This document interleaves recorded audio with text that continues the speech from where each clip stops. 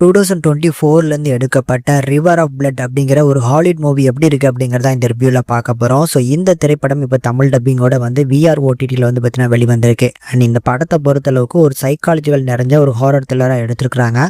So படத்தோட duration ஒரு 1.5 மணி நேரம் தான் இருக்குது. படம் எப்படி வந்திருக்குங்கிறத டீட்டெயிலாக பார்க்கலாம். ஃபஸ்ட்டு படத்தோட கதைன்னு எடுத்துட்டோம்னா படத்தில் ஒரு 2 மேரிடான கப்புள்ஸ். ஸோ இவங்க வந்து ஒரு சின்னதாக ஒரு படகு பயணம் அடர்ந்த காட்டுக்கு நடுவில் வந்து ஒரு 2 நாள் ட்ரிப்புக்காக வந்து பார்த்தீங்கன்னா பிளான் பண்ணி போகிறாங்க. இவங்களோட ஒரு டூரிஸ்ட் கைடும் இருக்கிறாங்க.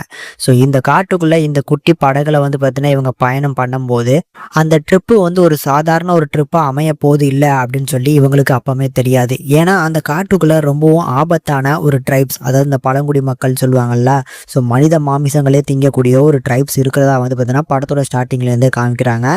ஸோ இப்படிப்பட்ட அந்த பழங்குடி நிறைஞ்ச மக்கள்கிட்ட இவங்க மாட்டிக்கும் போது இந்த கப்புள்ஸ் எல்லாமே தப்பிச்சாங்களா அப்படிங்கிறது தான் இந்த படத்தோட மெயின் கதையே.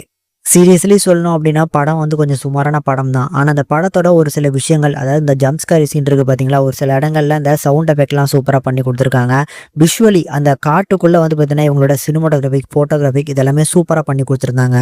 ஏன்னா இப்படி ஒரு அடர்ந்த காட்டுக்குள்ள ஸோ இந்த மாதிரி ஒரு 4 பேரை வச்சு வந்து பார்த்தீங்கன்னா ஒரு படம் எடுக்கிறதே ரொம்ப காம்ப்ளிகேட்டான விஷயம் தான். ஸோ அதை வந்து இந்த படத்தோட டீம் வந்து ரொம்ப அழகாக ஹேண்டில் பண்ணியிருக்காங்க. ஆனால் இந்த படத்தில் அந்த ஸ்க்ரீன் பிளேயில் வந்து பார்த்தீங்கன்னா ஒரு சில விஷயங்களை வந்து பார்த்தீங்கன்னா இன்னும் கொஞ்சம் ஃபோக்கஸ் பண்ணியிருந்தாங்க அப்படின்னா அந்த படம் பார்க்கறதுக்கு நல்ல அமேசிங்கான ஒரு படமாக வந்திருக்கும்.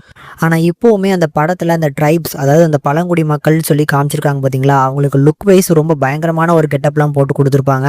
ஸோ அவங்கள காட்டினதே ஒரு 10லேருந்து 15 நிமிஷத்துக்கு அப்புறம் தான் வந்து பார்த்தீங்கன்னா அவங்க என்ன பண்ணுறாங்கலாம் காப்பாங்க. அதுலேயுமே ஒரு ட்ரைபை வந்து இன்ட்ரோ பண்ணதே வந்து நெஞ்ச பிச்சு அந்த இதயத்தை எடுத்து திங்கிற சீன்லாம் ரொம்ப கொடூரமாக இருக்கும். அதனால அந்த படத்தை கண்டிப்பாக ஃபேமிலியோட பார்க்கவே முடியாது.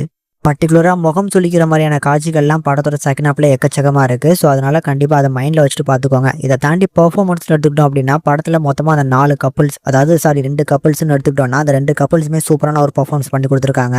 படத்தில் ஒரு சில இடங்களில் வந்து அந்த ட்ரைப்ஸ் கிட்ட இவங்க மாட்டிக்கிட்டாங்களே அப்படிங்கிற ஒரு ஃபீலை உண்டாக்குற மாதிரியான சில சீன்ஸுமே இருக்குது. ஸோ அதனால் கண்டிப்பாக ஒரு எஃபெக்டிவான படம் தான். கண்டிப்பாக மிஸ் பண்ணாமல் பாருங்கள்.